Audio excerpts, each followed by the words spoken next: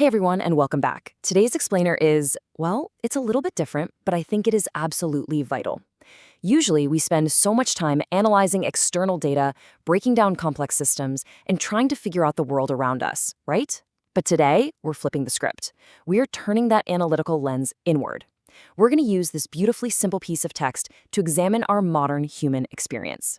Specifically, we're looking at how the relentless, just unending pace of modern life acts like this constant static that completely obscures our true desires and our quiet inner voice. So if you've been feeling overwhelmed lately, or maybe like you're moving at 100 miles an hour without any clear destination, this explainer is literally made for you. We are going to map out exactly how to find yourself in all that noise. Okay, let's dive right into this. Sometimes life gets so loud that we forget to listen to ourselves. Now, this isn't just some poetic observation, It is arguably the fundamental problem of our current era. We are constantly bombarded with alerts, notifications, endless expectations, just streams and streams of information. This opening thought perfectly sets the emotional stakes for the journey we're about to unpack today, because it establishes that the core issue isn't that we don't know who we are. No, it's that the sheer volume of our daily existence has basically drowned out our ability to even hear our own thoughts. Part 1, when life gets loud. We really need to define what this loudness actually looks like in practice. Because for most of us, this noise isn't just an occasional interruption anymore. It's become our permanent default state.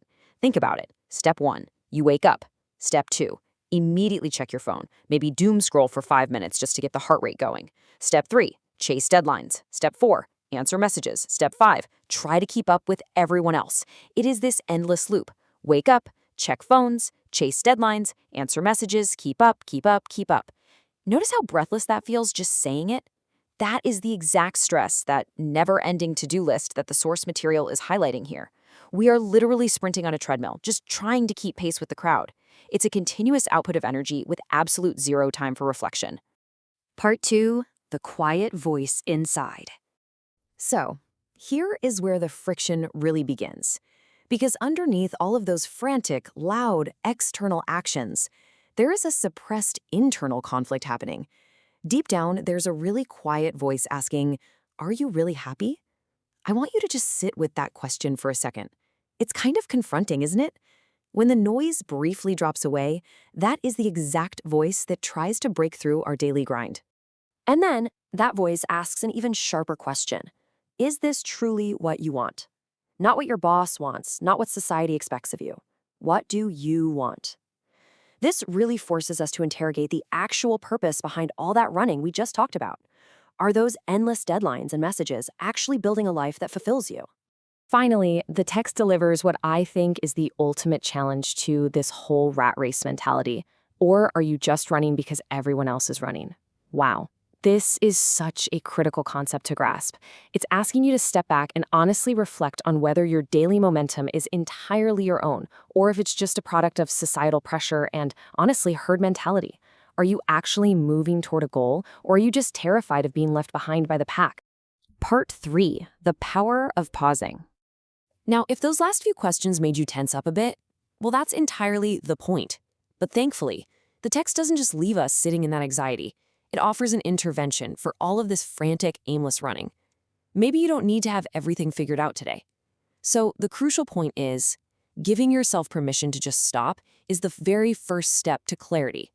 You absolutely do not have to solve the entire giant puzzle of your life before you go to sleep tonight.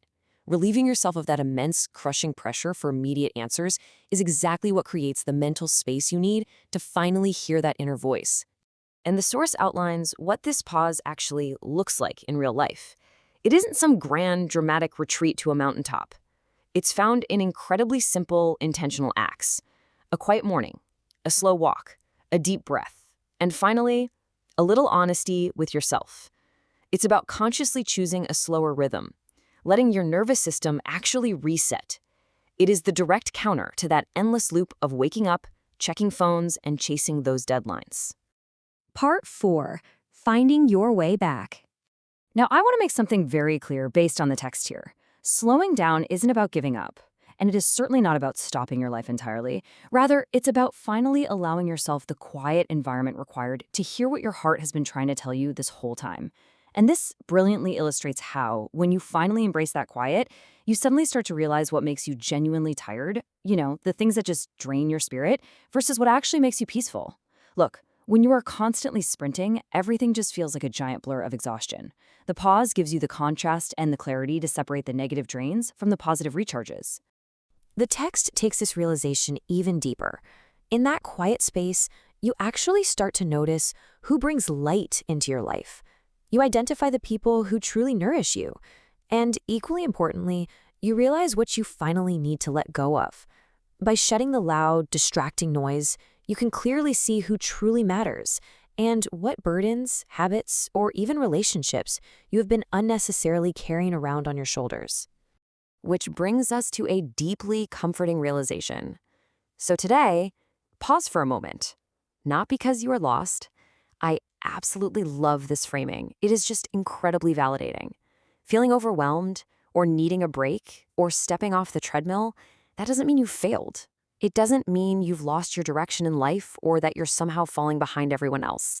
But because sometimes slowing down is how you find your way back to yourself.